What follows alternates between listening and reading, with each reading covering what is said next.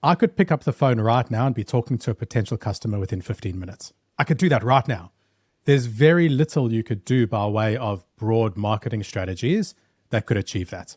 Search engine optimization or whatever it might be takes time. Welcome to the B2B Playbook. We built this channel for small B2B marketing teams who want to drive more revenue for their business. Every week, we're showing you how to create more demand for your brand step by step using our 5Bs framework. So if you're time poor, resource strapped, but you still want to make a big impact on your business, make sure you hit that like and subscribe button down below so you don't miss an episode. Welcome back to the B2B Playbook. Listeners, this week's interview is with Ricky Pearl. He's a B2B sales specialist and the CEO of Pointer. Now, Pointer, they deliver sales as a service, meaning that you can outsource your sales to them. Ricky shared with us a lot of great points, from why outbound is part of marketing, not sales, to why it's a very fast and important part of any B2B business's growth engine. We also discuss specifics like what the process of setting up and running outbound marketing looks like, the best channels to do it on, and also how to scale it effectively.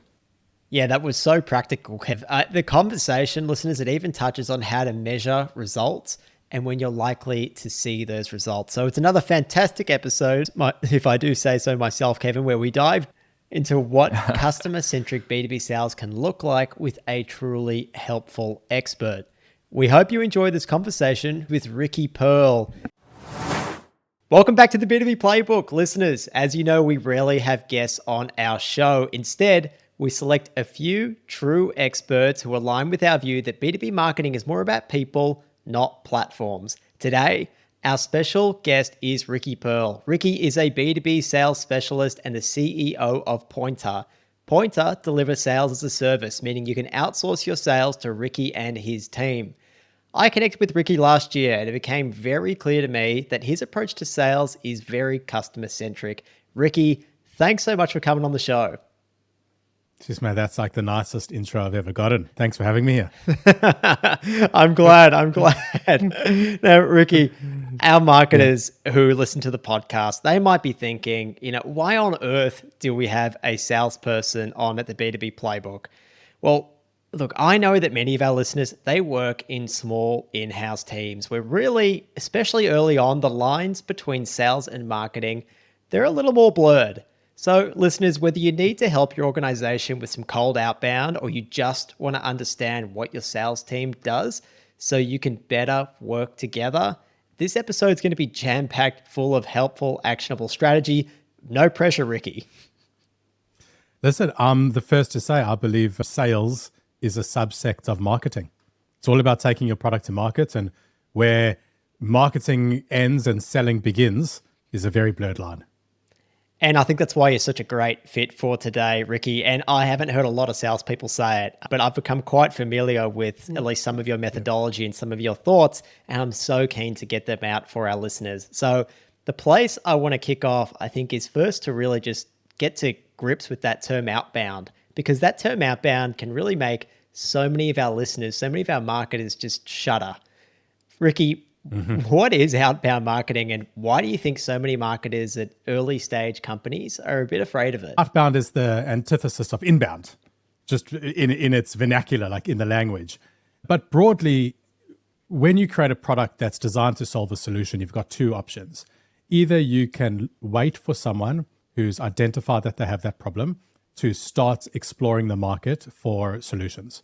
And they'll do that by looking on Google, asking around, and you can capture that intent through search engine optimization, through search engine marketing, through pay-per-click, or whatever other way that you're going to do to capture their intent of trying to find a solution. So that's, with a whole host of other categories, a whole lot of ways to get inbound marketing. Outbound is when you say, well, I don't know who has the problem right now, but we've created a solution that was designed for people who look this way, feel that way, think this way, or whatever it is. This is the kind of people we designed the solution for. Why don't I try initiate a conversation with them and ask them if they have or are aware of a current problem and if they would like to explore a solution. So outbound is just us initiating the conversation as opposed to them initiating a conversation. That's the difference. which can be so hard to do. Everyone's a little bit afraid of taking that first step. I mean, that's why, Ricky, I was never good at approaching girls in a bar. That's a really hard thing to do. And I think it's actually a reason that so many marketers, I think, are attracted to inbound, because you feel like you can do so much of it from behind your computer screen. You don't have to interact with people as much. Of course, on the B2B playbook, we highly recommend that people are talking to customers and potential customers all the time, doing customer interviews, that kind of thing. So we definitely encourage people to get out there and go and speak to people. I mean, that's where it's so critical early on, right? To begin with, your product team, if you're the marketer, your product team's very similar. They just want to sit behind a computer and code. So if they are constantly building a solution, but you're not getting enough feedback and insights from the market, you'll build yourself out of a product market fit. So marketers having conversations with potential customers is critical for business success, especially early on. Okay, so getting that feedback from the market is clearly a huge benefit, and getting on the front foot, not having to wait for it to come to you, is a huge benefit. What are the other benefits, Ricky, of doing outbound activity? I think timing is a big one. I could pick up the phone right now and be talking to a potential customer within 15 minutes. I could do that right now. There's very little you could do by way of broad marketing strategies that could achieve that. Search engine optimization or whatever it might be takes time. They're fantastic, and don't get me wrong, they're a better long-term strategy, but you don't easily get short-term wins. You can get much quicker short-term wins in outbound, so it's a great way to grease the tracks. It's a great way to work out messaging, right? I can test a message right now based on an assumption, based on an audience. I could say, hey, I think this is what will resonate with them. I could be sending out an outbound campaign by this afternoon. I could get insights to if that worked, if it didn't work. I can phone prospects and hear their terminology, hear their language, hear how they talk about it. And all of this could feed the terms that I'm using for pay-per-click, the terms that I'm using for other forms of marketing. You really can pick up that voice of the customer so much quicker. So really, it's like best actually when it's not a standalone sales activity, but part of a broader marketing plan. I love how you've grounded that. And again, as it being part of a broader marketing plan, it sounds like it's just a fantastic place to really start your marketing. Because as you said, you can go out there, you can get on the front foot. And something else you said, which really resonated with me, was you're actually picking up like the voice of the customer when getting that feedback. So many marketers would approach outbound, I think, with paid activity, with PPC activity, with running ads, because they're like, well, this is a way of us pushing our direct response message in front of our potential customers. But the data that you're getting from that is nowhere near as good as if you were actually on the phone to that person, getting their feedback, hearing their voice, getting their thoughts and feelings on your value proposition. Yeah. You know, it's the same as getting value from your insurance policy. You get value, like theoretically, when nothing happens. Nobody wants a health incident that they have to claim. But when you're selling something where the outcome is a non-event, it's much harder. In marketing, when you're not capturing the intent, when you don't know what's happening, it's very hard to fill that void. You can see what they did click on. You can see where they did bounce off your website. But what you can't see is everything that's not happening. Yeah. It's that void. And you can fill that void. So when I send an email and that email is ignored, or I come up in the search engine and it's ignored, I don't know why it was ignored. If I phone someone and say, hey, I'd like to talk to you about anything, and they say, I'm not interested, you say, look, if you don't mind me asking, I would have assumed this, is quite important to you at the moment, or to people like you. And I'm not trying to sell you anything here. I'd really just love to understand, why isn't this on your agenda? Then they might say, hey, mate, listen, like it's nice, but it's just not a big problem that we want to solve. Like a scratch on my glasses. Yeah, you can point to the problem, but unless it's in the middle of my eye, I'm probably not going to buy a new pair. Like you get to understand this so quickly when you're having genuine conversations with other people. And there is no other way to get that level of insight that quickly. Well, Ricky and marketers, it should be pretty clear why you guys should stick around for the rest of this episode, because that can save you so much pain, so much time, and so many dollars if you get this right early on. Ricky, before we go into outbound more in your process, I've had a trawl through your LinkedIn. I haven't heard it from you directly, but I've looked a little bit through your story. I've seen you've been quite entrepreneurial yourself. You've set up businesses. I think I saw you set up one for your sister. Was there a moment that you truly where you truly realized the power of outbound marketing? And was there a moment that you just fell in love with it and you were like, God, this is so important? Yeah, I'm very impatient. I'm very like aggressive in how I want to get something done. If I want to, I can't wait to kick something off. So when I launch something, I need active tasks as opposed to passive tasks. And that makes me feel more validated in what I'm doing. But when I started these businesses, I wanted to do something. And I needed to do something then and there. And that's where I really found Outbound satisfied an itch for me, that I could get it set up, I could get it going, whilst everything else that was passive was building in the background. But the one win that I had that I think really cemented it for me, I put together this email campaign at a job that I had. It was a 4 email sequence. And the third email was, I don't know, something like, hey, if you're not going to get, reply to me, at least, push me off to someone who's willing to help. I don't know what the email was, but something like that. This is going years back. Messaging has changed a lot since then. And I got a reply back to that saying, I'm so sorry, mate. I've been super busy. How are you next week, Tuesday? And this landed up a year later being like an 8-figure deal for the company that I worked for. Wow. Right. And I got the reply when I woke up in the morning. This was during COVID, and I turn on my laptop and I see this response. Back then, like, this was all fully automated. I didn't even know the person that I was sending the email to. And here's a $10+ million deal from a cold email that I sent to someone I'd never spoken to. If that's the potential, I can't not do it. Yeah, the upside there is huge. And I encourage our listeners to just empathize a bit and think to yourself, like, I don't know, Ricky, I get so many emails in my inbox. Some of them are definitely cold outbound ones in my inbox, and some of them are really relevant. And I'm just too busy at this point in time to look at them. But after that second, third interaction, it's definitely happened where I've gone and replied and I've gone, thank you for keeping this top of mind. I'm sorry, I didn't have time to deal with it then, but I am ready to deal with it now. So it's so powerful. It's so powerful. And I think that's, like, people also need to get out a lot of these connotations that they have with outbound. There's nothing wrong with approaching someone at a bar, at a club, at a pub, anywhere, and starting a conversation with them if you're respectful, if you're being genuine, and if it's an interaction that they're happy to pursue. If they're not happy to pursue, they'll tell you to bugger off very quickly. But there's nothing wrong with that. The upside of being brave enough to do that might be you meeting a life partner.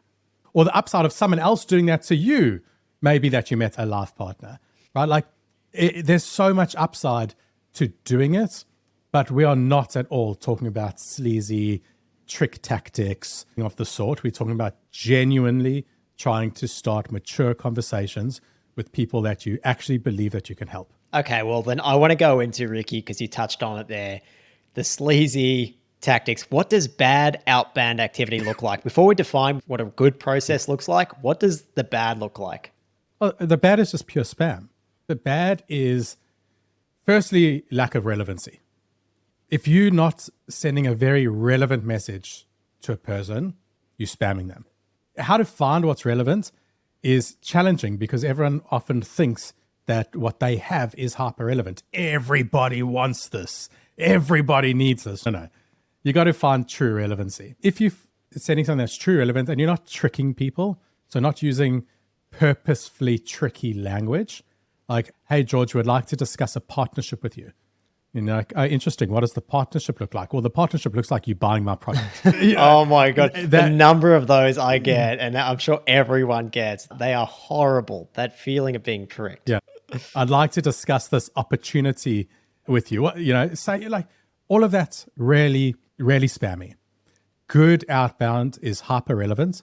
And when possible, and we can discuss the details of this, there's something called persona-based campaigns and trigger-based campaigns. And you can relate this to a lot of your other marketing activities, where a persona-based is just an audience. Does this person meet my audience? Are they an HR manager at an enterprise with more than 5,000 employees? Yes, all right. That's the kind of person we made this solution for. They're part of my audience. But the trigger would be what made it hyper relevant. And that's often, there's a whole lot of different triggers you can have.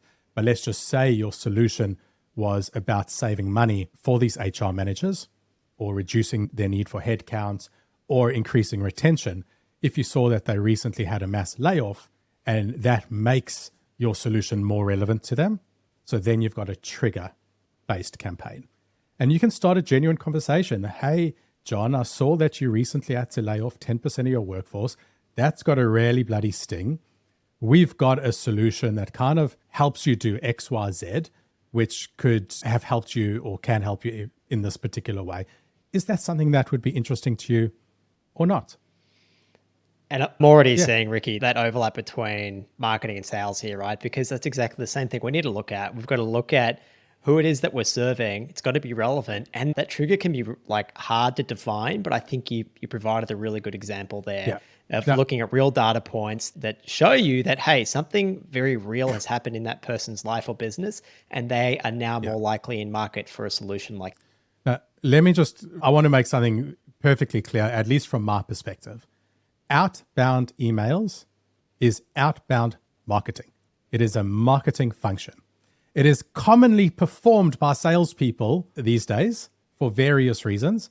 But even if a salesperson does it, that job to be done is a marketing activity, not a sales activity. There's obviously blurred lines, what's sales, what's marketing. But this is outbound marketing. And I think that when you frame it that way, marketers sit there going, okay, this is meant to be in my bag. This is meant to be in my toolkit. How can I use that? So it really should be very similar to marketing. Yeah, that makes total sense. So you think this is actually an activity that should be done by marketers, and then at some point it's handed off to sales when they, I suppose, reach a certain engagement threshold? Absolutely. We're not going to go into the absolute minutiae of it, but in general, your marketing team would be responsible for bringing in marketing qualified leads or people that were previously unaware, making them aware, finding when they have interest, and then passing them over to the sales team when they're ready to engage. There's no difference here. I'm trying to find people that are either unaware or might potentially be interested. And we're just doing that through outbound as opposed to inbound. I think the reason it's landed with sales typically is because of the skill set required for the phone component of it, or because it's often done as a one-to-one as opposed to one-to-many approach. But it is very much within the bounds of marketing, so much so that very often the BDR or SDR function in large organizations also handles inbound leads. So you've brought an inbound lead, you don't know if they qualified or not. You need to call them and have a conversation or have further email communications to determine if they are qualified to go within your sales process. And that function is often performed by someone who falls under marketing. But very often, and at least 50% of our clients, the BDR falls under the CMO. There you go. Yeah. Very much a marketing function. There you go, listeners. Very much a marketing function. So even more reason to pay attention to this episode if outbound marketing isn't something that is on your radar and isn't within your remit either. So Ricky, you've touched a little bit on your process. And because I think you said that so much of this stems from marketing, it's probably going to sound a little bit familiar to our listeners. But what do you need to do before you start your outbound marketing outreach? What work do you need to do at your end? All right. So I'll start off with the technical, because that's the only place there isn't direct crossover. Although for decades now, marketers were actually the only ones with the technical skills to set up email campaigns. You're configuring Marketo, your marketing operations programs. So you have to configure your emails for delivery. Slightly different to your typical broad campaign or your newsletter style marketings, because these aren't opt-in. So there is some technical needs, and we can go into the details of those if you want. But you technically need to configure your setup to be able to deliver cold emails. If you're doing cold calling, then again, you need some technology there. You don't want someone sitting there, doing a minute worth of dialing off their mobile phone. You need to create some efficiencies, both to make it more pleasant for the operator, but also to be able to increase the volume. So technical setup. From there, everything would sound extremely familiar to a marketing operation. It's who do we want to talk to? What do we want to say to them? What channels do we want to say it on? What would we like the call to action to be? And if they perform that call to action, how does that fall into an operational flow? What's next within that funnel? I struggle to find where it's any different to, what you're normally doing within a marketing operation. It all sounds very familiar. That's for sure. Yeah. And that tools component is really important. And it does sound like it's something that should definitely be within the marketer's remit. So I really appreciate you coming on here and making that very clear. Yeah. And let me give you an example. If you're doing a search engine or pay-per-click kind of a campaign and you need to do an audience build, you'll have various tools, whether it's, I don't know, through Google or through Meta or through some other third party where you can build an audience. I want people that look like this. Similarly, if you want to do cold email or a different form of outbound, you have to say, well, who do we want to talk to? We need to build a list. Slightly different providers. There's a whole lot of different data providers, but rarely exactly the same, where you're saying, I need to build a list of the kind of people that I'd want to talk to. With outbound, the tweak is that it's not necessarily just a lookalike audience. It's an exact audience. It's, I want to talk to these 1,000 people. And you enrich their phone number or enrich their email address. There's a whole process to do that or different tools that help you do that. And that's your audience. So who you talk to, step number one. Now you got to work out your messaging framework. Again, how would that be different to a pay-per-click advert? You know, what are we going to talk to them about? What's the subject line? What's the body? What's the content? What's the call to action? Like, it is so similar to your other marketing campaigns that other than a few technical differences, it's very hard to differentiate. So it just comes back down to really deeply understanding exactly who that customer is, segmenting the market, finding something that's very important to them, figuring out what their pain points are, talking to it, and putting it all together in a way that actually gets their attention. 100%. When we work with our clients and we're putting together a ideal client profile brief and we're going through the persona, and if I just stick with that HR example that I gave earlier, we'll say, all right, well, if we're talking to like an HR manager or an HR coordinator or an HR lead, they may be more interested in talent acquisition, recruiting, and that kind of language. They're quite operational. If we're talking to a chief people officer or a head of people and culture, they're more interested in the strategy. So they want to talk about how to attract better talent as a preferred employee or strategies to retain talent longer. Like the same topic, but from a very different language, different point of view. And you would normally be building that out within your personas so that you can deeply understand the people, your audience and the people you're talking to and the language you need to use to attract them. Are they metric based? Are they based like motivated by an emotive benefit or a business outcome? These are all things you really have to determine to market your product. What's the headline on your landing page? Are you talking about a feature? Are you talking about an outcome? Are you talking about a benefit? You've got to make those same determinations for your email and your outbound. So very much all ties together, and you can actually use that outbound message to work out what's actually resonating better to determine what one line should go on your landing page. Super great feedback loop to build in, and you can get it so quickly. And something you mentioned there, Ricky, was in your HR example, how you have to make that message relevant to depending on who it is that you're speaking to within the organization. So something that we always try and tell our marketers, something that sales are incredibly aware of, is that there's often not just one person you're dealing with within an organization, but there's a whole buying committee. And how much of them you need to engage typically depends on how big your offer is and the size of the organization that it is that you're dealing with. I suspect that the answer here, Ricky, might be that it depends. But my question is, when you go to do your outreach, who should that first point of contact try and be? Are you going after the champion? Who is it that you're targeting? So it's an interesting one. And it very much depends if you're doing account-based marketing or not. If we're talking account-based, which is a lot of what Pointer does, we're usually going after all of them. So that you're right, there is a buying committee, but there's actually more than a buying committee because often the end user isn't even on the buying committee. We might be buying a piece of software that all the employees need to land up using for their clock in and clock out, for example. You're selling a rostering software.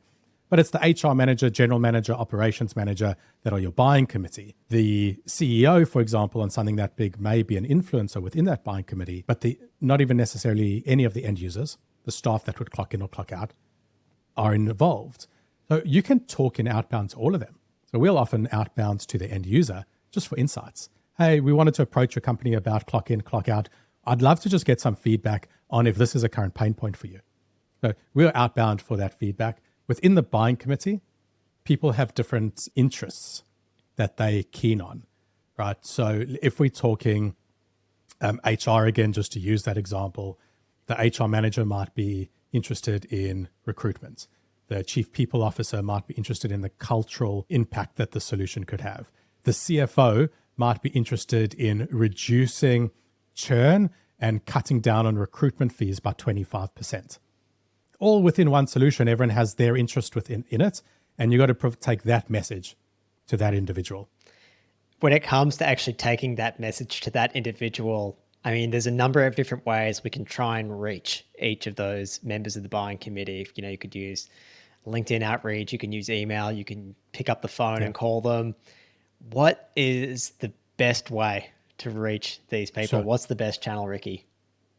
Yeah, so the best way, no different to the rest of your marketing campaigns, is test, measure, and iterate. Mm-hmm. So you do have your various channels. You've got email, you've got phone calls, you've got LinkedIn. Some solutions, you've even got Facebook, Instagram, direct mail. There's a whole lot of different channels.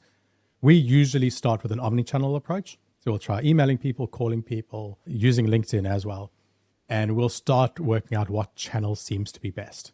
So for example, if some people aren't active on LinkedIn, so then it's useless. If we do a lot in construction and email is nowhere near as effective as the phone, and even text, SMS messaging, very effective there.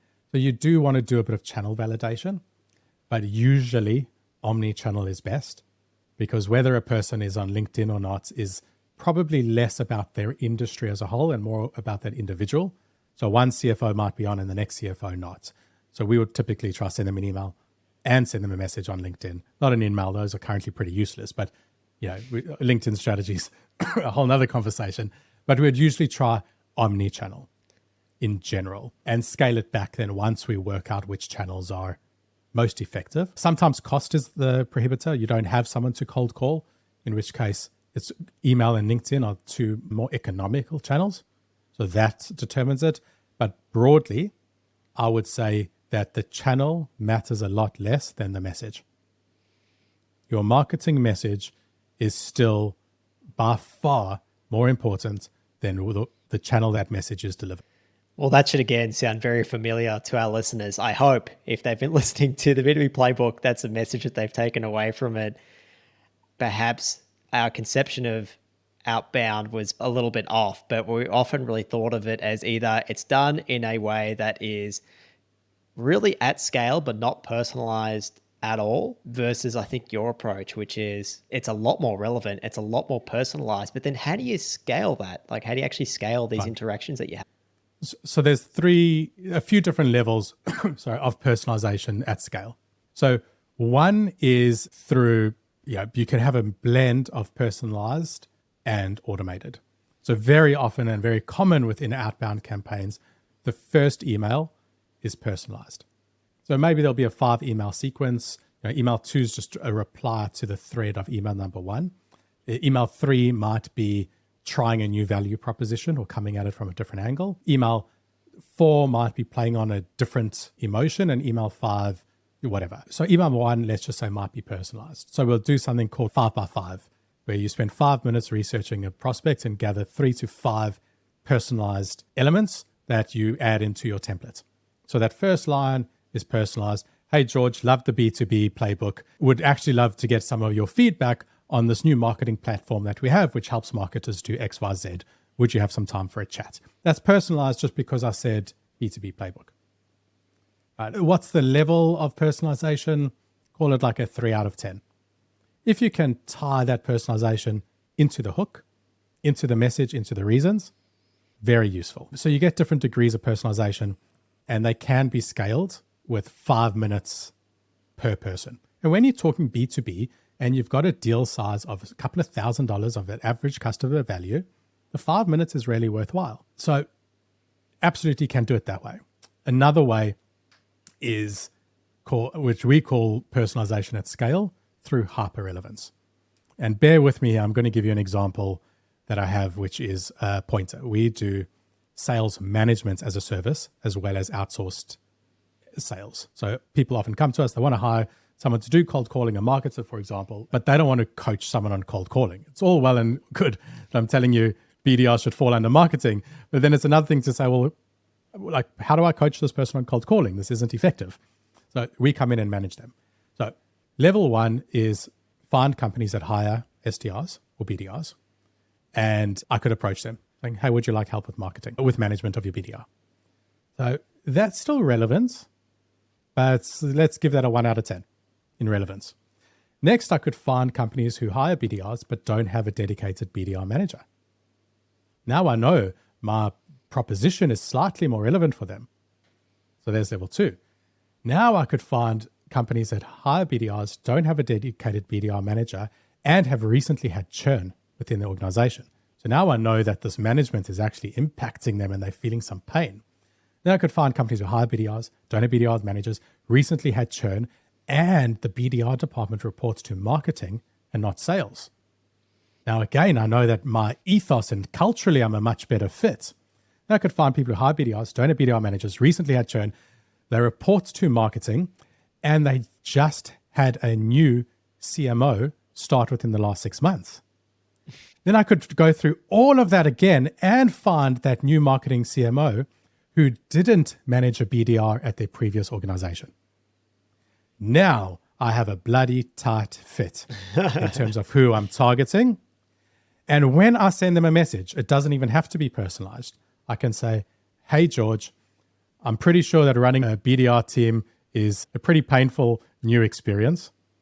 We specifically set up to help CMOs run their BDR departments without it dragging them, into the weeds of the operations. Would love to have a chat to you about that. And I could say that to every single CMO who fits that brief, because I've gotten that relevancy in the way I've targeted my audience. So there are a few different ways that you can scale outbound, either with 5 minutes of research per person or with a deep understanding of your audience and research. Well, I love that. It becomes personalized just by virtue of it being extremely relevant. I think that is absolute gold there. And that really comes down to that list that you start off from the beginning and making sure that you definitely have that value proposition that's extremely attractive to them. And based on that trigger, as you referenced earlier, like you are highly relevant. And so that you don't have to put in that huge amount of effort trying to tailor your specific email to their personal life or other information that you've picked up from trawling around the web, because it's just become so important to something that they're dealing with right now. Yeah, and I think that's part of it. We're all in business to solve problems, and we all have problems that need to be solved. I go to sleep at night and I lose sleep based on the problems that I have. If somebody send me a message the next morning saying, hey, Ricky, we help solve this exact problem, and that's the problem that I lost sleep over last night, oh, you think I'm going to ignore it? Just sorry, that's exactly what I need. But because you sent it to me as a cold email, I refuse on principle to engage, and I'm going to lose sleep tonight again because of it. No one's going to do that. So if you can find relevancy, you're always going to win. Finding relevancy is tough, and a lot of your listeners will have another challenge on top of that, which is they are trailblazing. They're creating a new category. This CMO that I just gave an example of may never have heard of BDR management as a service. And so they are not Googling, how do I find BDR management as a service, best BDR management as a service company? It's not a category that exists. So I'm already going to struggle with inbound. And the listeners that have that struggle with you, even more so, will find that outbound is a fantastic way for them to create awareness within people who might not be aware. That's helpful alone, is even just showing that person that, hey, I know you have this problem. You haven't had the means or the time to articulate what it is, but I've actually articulated it for you. I've got the solution, and these are the huge benefits. And come if you just go ahead and fix it right now. I think that's a huge benefit in and of itself. Absolutely. There's so much of that. And there's other ways that you can integrate this within your broader marketing strategy. So we have tools on our website that will de-anonymize web traffic. So if someone visits my website from a particular company, I'll get a notification saying someone from the B2B Playbook podcast, and I could literally share my screen and show you where it shows that because you visited my website, visited your website. It won't say George, it'll just say someone from this company visited the website. If that company fits my deal client profile, they just anonymously visited my website, but now I know they may be in the market for a solution. I can outbound them. again, the likelihood of being relevant is higher because they've shown some form of intent. There's lots of different ways to incorporate this outbound at various degrees. And I think a marketer would be crazy to not at least pick up some of those easy wins, even if they're not building a full-blown outbound campaign. You would be really silly to not message someone who's visited your website and spent 5 minutes there clicking around. Yeah, that's a complete no-brainer. And, traffic de-anonymizing software, so many of the marketers that I speak to don't have it installed. And I just tell them, go to Clearbit's weekly free trial. It's incredible. It's free. It costs you nothing. And I use it for our business. Every week, I get a whole list of people who visit the B2B Playbook, who visit the B2B Incubator. And for me, then that's a list of people that I can reach out to. And if it's the Playbook, I look to collaborate. If it's the Incubator, they could be interested in joining our program. And I don't, just personally, Ricky, I'm a little bit afraid, less than I was before, a little afraid of just picking up the phone and cold calling anyone, worried that they've never heard who the hell I am. But just because they've been on my website, I'm thinking like, you know what? Like they're interested. They at least know who I am. My face is all over it. So how's this? Even if that was too much for you, if somebody visits your website, you go find who the relevant buyer, the right persona at that company is, just connect with them on LinkedIn. Don't even send a message, just blind connect. At least now, if you're doing content creation on LinkedIn, they're going to see it. Or you could try connect with them with the message. Hey, saw someone from your company poking around on our website. Amazing how far technology's come. If anyone wanted to ask any questions, I'm available here to chat or just give me a buzz. Yeah, could send that as a message. It's very soft. You could do that, and that is not affronting, or even with someone with call reluctance or a bit nervous for doing outbound.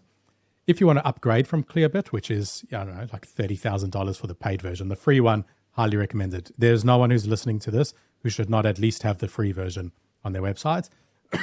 There's tools like Lead Magic, which we use, for example, which is just a couple of $100 a month. And I get notifications in my Slack. And I set the criteria. So I'll only get a criteria if they meet my ICP, they're from Australia, and they've been to my website more than twice and spent more than 5 minutes on my website. I'll get a notification in my Slack. So I've set a higher bar for when I'll actually pick up the phone and phone them. But yeah, there's so many of these good tools, and it's not outbound or inbound. It is sophisticated, all-bound marketing campaign. And marketers, that's probably a good indication as to how, if you're working on demand generation, how that overlaps into account-based marketing and the role that sales plays in that and marketing plays there. There's very clear tools there that allow you to see the effects of your marketing to make sure that you're targeting your ICP, that what you're doing is resonating with them, and you can start to identify who those engaged accounts are. And then it becomes that orchestrated approach between marketing and sales to actually do that outreach and start to engage these potential buyers. For account-based marketing, having that outbound element is incredibly important. One, you can contact end users, get research. You use that collected research as part of your marketing message further on, saying, we've spoken to your team and we understand that this is a problem. We would like to discuss how we can solve that problem. Your sales team is approaching key personas. You've maybe set up a landing page, or you even just monitoring the traffic on your website to see if it's working. We sent an outbound email to a massive brand for one of our clients, massive, one of the biggest retail brands in the country. You know what they did? They ignored our email. I promise you how rude that was. They ignored our email. But 30 minutes later, after clicking send, there was a visit on the website and they registered for a demo.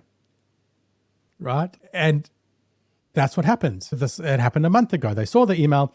It was semi-intriguing. They didn't care to engage. But they went and explored on the website, saw a very legit business, legit website, good social proof, like the messaging on the website sold them, not the messaging on the email. The email just got them intrigued. They booked a demo. You'll often see an increase in web traffic on the back of email campaigns. In fact, I'd argue that just email campaigns without the rest of the marketing is also quite useless. In fact, more so than the rest, right? So that whether it's account-based, there's slightly different tactics and strategies. Whether you have a budget for calling, slightly different tactics and strategies. whether you can only do email or only do LinkedIn, there's different tactics and strategies, but you initiating conversations broadly is a superpower. You being able to do that, imagine you were able to do that and willing to do that and your competitor wasn't. Who do you think is going to win? Who was the person who met more people at the club? The one who was willing to start conversations or ones who waited for someone to come talk to them? I'm not like, I hate those analogies, but it's just something that like, I guess a lot of people have had some personal experience with. If we're there to win, we want to be able to start conversations, not by spamming. It can be as strategic as you want. You could make 3 cold calls a day. You could send 10 cold emails a day. But if they are done well, it will pay dividends. And as you said, if it doesn't work and doesn't turn into a client, like you at least get so much amazing feedback to realize, is your positioning slightly off? Is there's not as big a need for that segment that you were going after to begin with? Right. We've got a client now who was set. They're like, this is, I've built this product. It can do a whole lot for a whole lot of different industries. But I really think that this particular industry is going to love it. They're going to love it. And so we set up a campaign to do it. And we've gotten a lot of responses. I think we've got about a 15% response to our cold email campaign. That's a significantly high response rate. Yeah. Overwhelmingly negative. But not like negative, hey, F off. I mean, obviously you get some of those, but very few. The vast majority was, I don't actually need this. I don't need this right now. This isn't something that we think we need. This isn't a problem for us. Our assumption was wrong. It was just wrong. We learned within 2 weeks that our assumption of which audience and which like segments and RCP and persona, and it was a clever guess, was the founder and myself. We thought this would be a winner and we were wrong. But you know what? We figured it out in 2 weeks. I didn't build a 4-month plan to attract this audience via search engine optimization and pay, and all the rest. 2 weeks is what it took for us to realize we need to pivot. And that's the difference between success or failure for a lot of businesses. As a marketer, you could go build a whole campaign around this audience for 3 months. By the end of it, there's no revenue and your job's on the line. The company's unhappy. Nobody's won. If we could have just figured that out in 2 weeks, it would have made a big difference. I think you've made that so clear what the upside is. It's very clear to me, Ricky. As you said, finding out in 2 weeks versus 4 months, like trying to get your inbound engine to work, and then still there's just zero guarantee that person even wants your services or really truly needs it. It's a very, very clear case for doing outbound. I have all the respect for marketers, because the one thing you have to do so well, which I struggle with as a seller, is you have to keep a course. You've got this like a big cruise liner trying to turn around. If you want to turn around, you've got to plot a course. You've got to check everything else in the water. You then turn the steering wheel and it takes you a couple of kilometers worth of time to turn a full circle. Whereas I'm here in a speedboat, which sometimes means maybe I don't keep a true course and I maybe lack that long-term strategy. But it's a real benefit to have both. I suppose one of the fears that sub-marketers have around outbound is they feel like if they reach out to someone who they think is their dream customer and they don't get a good response and they have a sequence of 3 or 4 follow-ups and just nothing comes of it, they might feel that, Ricky, we're burning bridges. We're burning bridges at scale with people who could become our dream customers. What do you say to those marketers who feel that way? I'd say there's probably 2 parts to it, 3 parts. The first is whether they ignored you or if they even just replied saying, stop. This is unsolicited, stop, or whatever, a rude message. 1, it's not a reflection of you as an individual, firstly. They don't know you. This is just a brand. It's just a person. 2, they'll forget about it by that afternoon.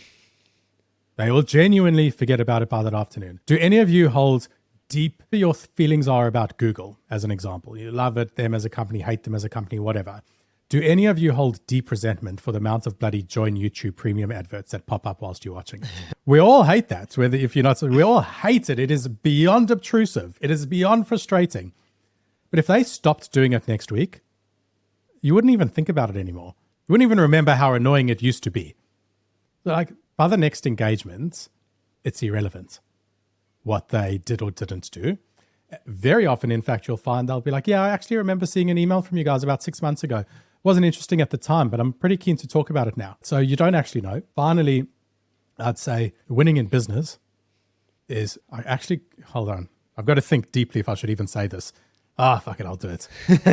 Using Donald Trump's, no politics here, right? But if anything about US politics taught us something, it's not about everyone loving you.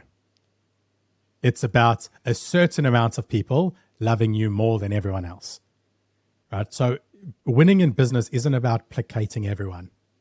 It's about finding advocates, finding customers, finding people who want to work with you and want to work with your business. You don't need the whole markets to want to work with you.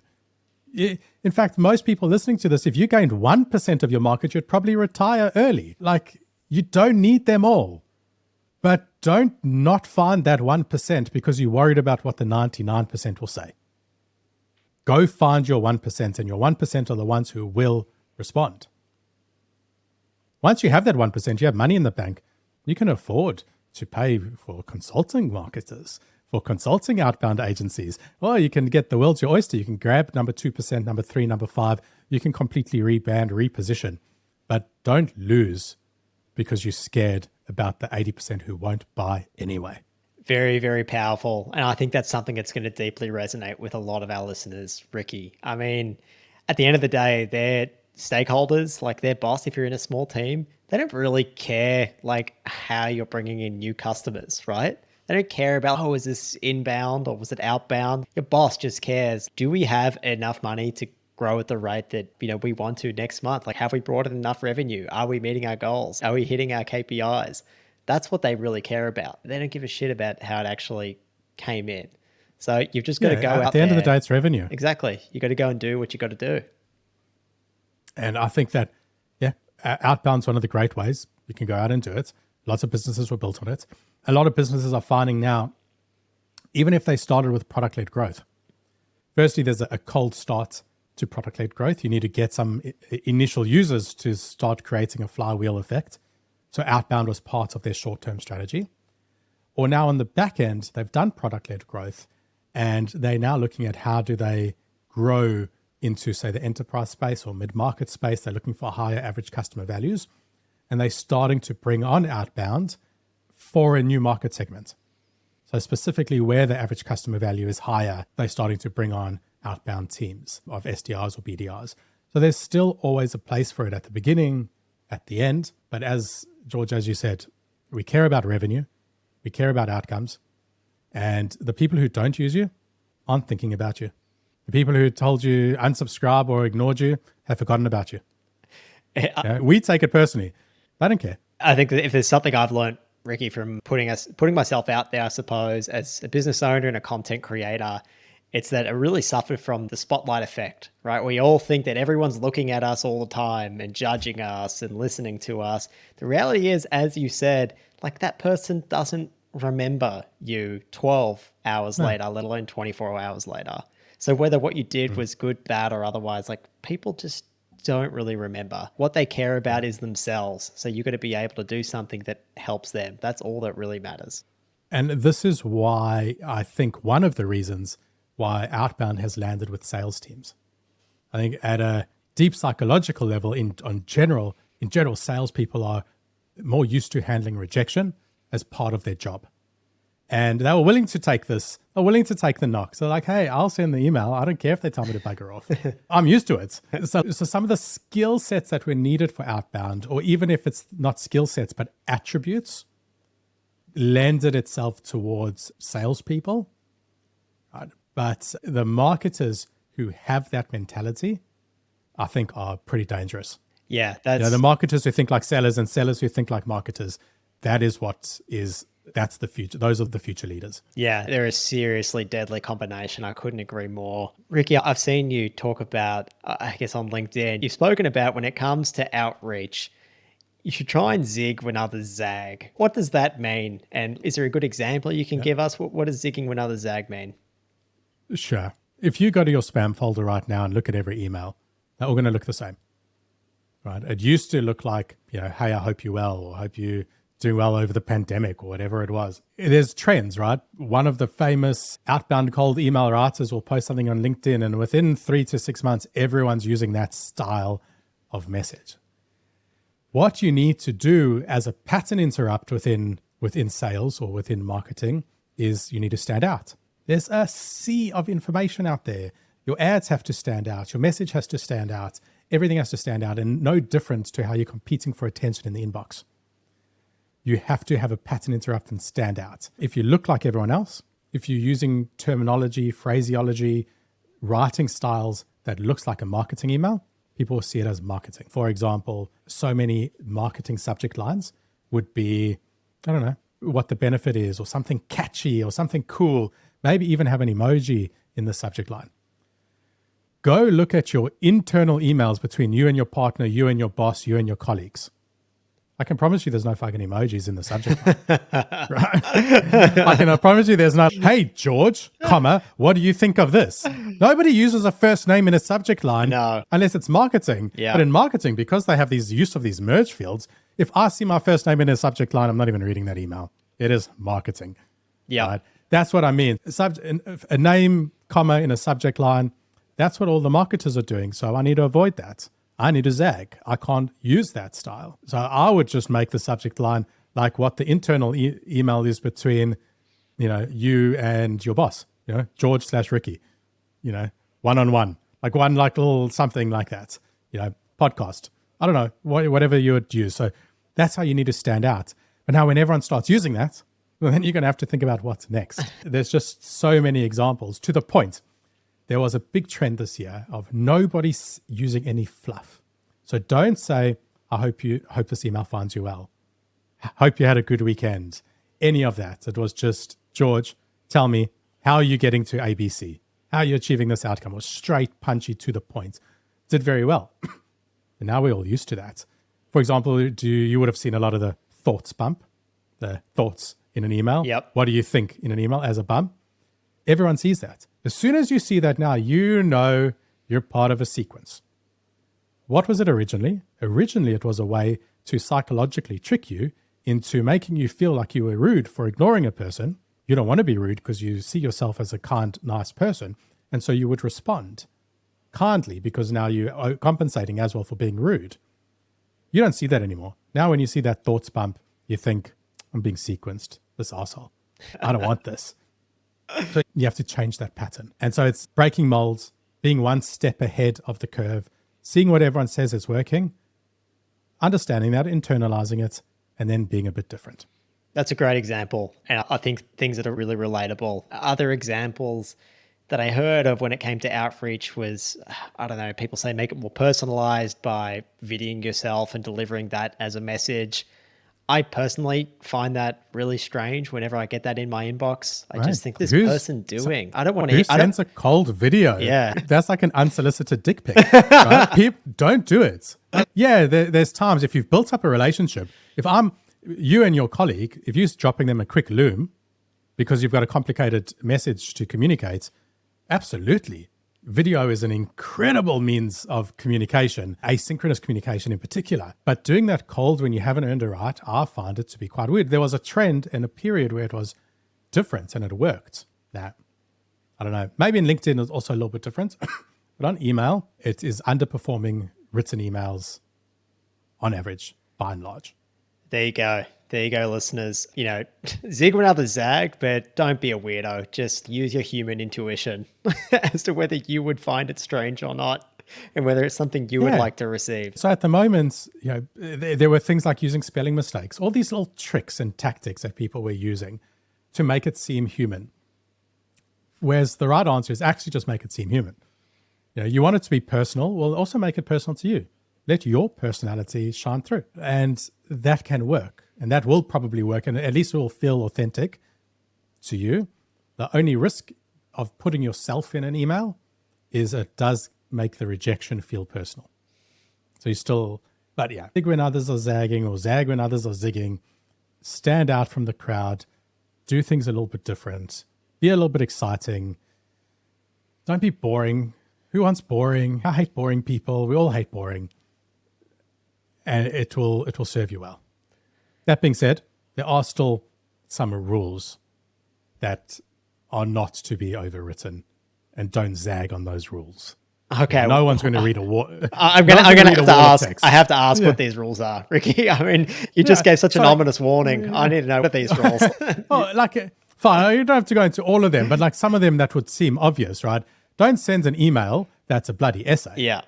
No one is reading a 1,000-word email. Keep it short, sharp, and succinct. That's a rule that shouldn't be avoided. What you say is different, right? Get creative, no problem. Getting your email delivered, I spoke much earlier about the technical side. The technical side still has a lot of rules. Sending pictures, lots of links, using spam words, a whole lot of things will land you in the promotions folder or the spam folder. So don't break a rule that's going to land you in the spam folder. The best message in the spam folder is still useless. So there are still some rules to follow, but this is just more as a concept. As a marketer, your creativity is still an asset when it comes to cold outbound. And I love that there's actually more of a rhetoric of creativity coming back into marketing and sales. In B2B, for so long, B2B was just so boring. Everyone was just doing the same old corporate boring thing. And I think there's a real resurgence in creativity. And I think because AI makes busy work so much easier to do, like creativity is going to be what helps you stand apart, I think, and working your personality. Yeah, and I've seen some incredibly fun, I would still call it outbound campaigns, because direct gifting, as an example, as a category, is still a part of outbound. If you are sending someone an unsolicited physical mail or gift card, that's still a form of outbound. Who's initiating the conversation? You are, right? And that I've seen like the most creative campaigns that just wow me. There's a group called the Sales Rebellion. Bought some like fake wallets, not fake wallets, just like cheap wallets from Amazon or eBay, and then filled them with a whole lot of interesting cards. So one was like a coffee card for their local coffee shop. One was like a fake driver's license for the Sales Rebellion. One was like an appointment reminder like you'd get from the dentist with a date and a time for when this person was planning to phone them. Like this whole awesome campaign. And they FedExed it over saying, hey, George, found your wallets, wink. That's and so you'd get this wallet. And it's like, what a creative, cool way to start a conversation. You're going to take that call and you're going to say, mate, that was great. Yeah. What did you want to talk about? Yeah. Right. And this cost him $15, which if you're talking about total cost of customer acquisition, if you've got a $30,000 product, is for nothing. It's phenomenal. That's phenomenal. Yeah, creativity is so incredibly important to set yourself apart and get that relationship off to a great start. Ricky, when it comes to actually measuring the outcomes of this outbound activity, what should we be looking for? I'm going to get a little bit insulting, to marketers. This is the seller in me coming out. Come on, give it to us. Don't look for vanity. Don't look for vanity metrics. Email open rates. Who cares? It's response rates that matters. If you want to go even deeper, you can say positive response rate, although negative response rate is still an important consideration. So the further down and closer you can take that metric to revenue, the better. This is a big shift that we need within marketing, is getting, measuring MQLs and website visits isn't useful. Right? How did that enter the sales funnel? How did that impact pipeline? How did that pipeline impact revenue? That's what we care about. So the metrics for outbound is no different, right? How many meetings are we getting out of it? How much pipeline is it creating and how much revenue is it creating?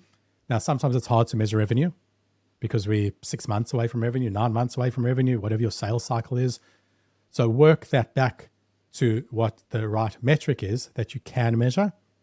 So for example, for outbound, we would typically track attended meetings with the sales rep or booked demos with the right ideal client profile. That's a great metric.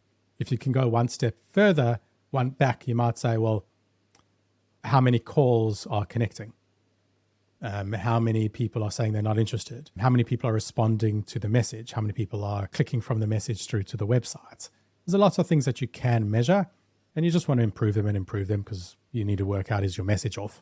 You can't wait for 6 months. We didn't generate any revenue from that. Let's go change that first email in the sequence. You need to be able to measure that much quicker. So like response rates to an email is important. All the rest isn't as important. To phone calls, it's positive conversations. Both of those should lead to meetings, SAT. demos or discovery calls. And those should lead to pipeline generation or opportunities opened. So just like marketing then, I mean, it's just leading and lagging indicators. We've got to look for both. We've got to do our best to tie it to revenue. But at the end of the day, we've got to make sure that we're winning business from those customers, those ideal customers that we set out with our list to begin with, right? We've got to make sure that they're the ones that we've actually been going after, engaging and closing. Yeah. And I love that it's in Outbound, when you talk about your list, you can physically track it all the way through, almost to an individual. In Outbound, we're saying, hey, we want to talk to George. Yeah. What would you say to George? Okay, let's say that to George. Then let's see if George booked a meeting and George converted to a demo, and that demo led to an opportunity, and that opportunity led to revenue. And we're like, ooh, that's interesting. We were right with George. What was unique about George that we could replicate on the next person we talk to? Like, it's so easy to find those insights to increase your velocity and increase your win rates when you track all those metrics right back to an individual. And then marketers, like, those are the insights that you guys can then scale. That's what paid media is for, is to gather those insights and then use that budget to scale it to those people who fit those descriptions. Like, there's just such a great, I hate that word. I'm filthy on myself and I'm about to say it, but synergy between sales and marketing there. God, give me a better word than synergy, please. Fine. Let me give you like another really simple example of where there's synergy. Often organizations are outbounding a list of people. They've got a list of 1,000 people that they're outbounding. What we would do with all of our clients is we would also enrich their personal email addresses. We would take those 1,000 people, enrich their personal email addresses, add them to a custom audience, and retarget them. So now we're outbounding the 1,000 people and specifically retargeting them through an ad campaign. You know, like, that's synergy. Yeah. That is actual synergy. And another way where it makes it quite obvious, oh, this really is a marketing tie-in. This is a marketing operation. If I'm doing retargeting ads to these individuals and sending these same individuals emails, I've actually just added another channel to my broad surface of attack for this audience. Absolutely love it. That is fantastic. Ricky, my final question is, and again, I suspect I'm going to get it depends, but how long does it take for Outbound to start working? For any of our marketers listening, if they want to get started with Outbound, with your agency, how long is it going to take for them to start to see some results? So I'd start off by saying, as a founder or as a marketer, if you're willing to pick up the phone, you could have results this afternoon. But let's now talk like broadly as a strategy, as a department, as an operation. Usually it will take about a month to set up an email campaign. You need to warm up your inboxes. One little trick for everyone here, do not use your primary email domain to send cold emails. Separate it out from your normal domain, get a lookalike domain, like a .com or a .co instead of your .com.au. And use that for your email, but it takes a month to warm up an inbox. But if you try move too quickly, you'll just land up in spam. Within that month, you do your list building, your audience building, your writing of your messaging, etc. And so a month after starting, you can be outbounding with emails if you knew what you were doing. Calling can scale a bit quicker because really all you need is the list and the message. And the biggest delay there's usually getting someone competent at delivering the message. But if you already have that in your organization, again, you could be outbounding comfortably at an operational level within a week. Wow. Okay. That's a lot faster than we're used to seeing some feedback and results. Ricky, I got to say thank you. Thank you so much. Yeah, sorry. Go ahead before we wrap this up. Before I make that sound super quick, I'll just add that even if you started that email campaign within a month, you may not get it right first time. So often month 2 is tweaking and iterating. And usually month 3 is where you start seeing great returns coming. But I'll also add that the biggest benefit that anyone I've ever known gets from Outbound is actually the mid to long term. It's people who received your email, who ignored it, who weren't necessarily interested, but 6 months later actually came across a problem that they wanted a solution for, searched the inbox to find your email, or had some brand recognition. So when you came up on Google, they were like, oh yeah, I think I know that company. They have no idea where they know you from, but they saw it. Talking to people who say, no, not interested right now. And you're following them up in a year saying, what about now? And they're like, actually, better time now. Mid to long term is still where all the wins are. So don't just be looking at outbound as a short term. Sorry, I know I went on a massive tangent there. No, that's perfect. Like that's really sage advice. And I guess that's why it is part of a strategy, right? The longer you do this, the more benefits you're going to see come back from it. To all listeners out there, if outbound isn't something that you haven't considered before, please reach out to Ricky. Ricky, where's the best place for people to connect with you? Yeah, Ricky at pointerstrategy.com.au or on LinkedIn. I'll always accept a connection request because I don't want to make anyone else feel rejected. I'm always available on LinkedIn or on the email. Awesome. You've been so generous with your time. Thanks so much for demystifying outbound for us and showing us how we can do it in a much more human yet scalable way. I think it really aligns with our approach to B2B marketing with the B2B playbook. And I'm just so glad we could get you on. Ricky, Thanks for having me here. Thank you so much for your time. Thanks for having me. Cheers. Well, George, another interview, another very helpful expert in their field. It's so heartening to see so many like-minded people out there doing what they do to help each other out and to help everyone else out. Yeah, look, Ricky is definitely a great example of that. And he shows us a much more human, yet still very scalable way, Kev, to do outbound. That he does. And we loved a few key quotes from Ricky. So the first one is, sales is a subset of marketing. That one should come as no surprise, but it is in this day and age where sales is often a separate team, but it is a very important point. Sales is a subset of marketing, which means a lot of the activities that they do is influence and really crosses over with what we're doing here in marketing. One other point that I loved that Ricky made, Kev, was that you can get immediate feedback on messaging and what's working or not when it comes to outbound. And the level of insight and context that you get is really unparalleled. Like inbound just takes so much longer, but outbound, it's such a great fit for companies when they start because you get that immediate feedback. That's an example of another quote that he said. The upsides of outbound marketing are huge, and that's very true. As that point proves, you get that immediate feedback, but there's tons of other upsides with outbound. You can get really big leads with very little lift and plenty of other upsides besides that. We're also talking about how outbound marketing is really about genuinely trying to start mature conversations with people that you actually believe you can help. It's pretty different to what we often associate with outbound marketing when we hear it, where it seems like a lot of sleazy tactics to get people to click through and to buy something and to have a conversation. But let's refocus outbound marketing to what it should be, genuinely trying to start mature conversations with people you can actually help. And that's why, Kev, I loved when Ricky said, look, it's not outbound or inbound, it's sophisticated all-bound marketing. That's what we need to think of it as. And it's great because it takes the pressure off making that decision of whether this is outbound, inbound, whether this is sales or marketing. You should really be focused on how can the team as a whole go after the 1%, the 1% who will definitely want to work with you, who will become your dream customers, and don't lose out because you're really scared of what the 80% who won't buy from you anyways is saying. Just focus on the 1% that really want to work with you. And Kev, I think it's pretty clear that Ricky thinks, and I think you and I agree, that the gap between marketers and salespeople is closing. He said the future leaders are marketers who think like sellers and sellers who think like marketers. I thought that was a terrific point. Yeah, definitely. And on top of that, a few other key takeaways is zig where other people zag. So I think that one is pretty commonplace, but a great point again, just to keep in mind that you really need to break that attention cycle, do something different to get that attention from your dream customers, from the audience that you're trying to reach. And at the mid to long term is where you really start seeing the results for outbound. So don't dismiss things very quickly in the short term, even though you're getting really quick feedback and things like that. Really big results come in the mid to long term.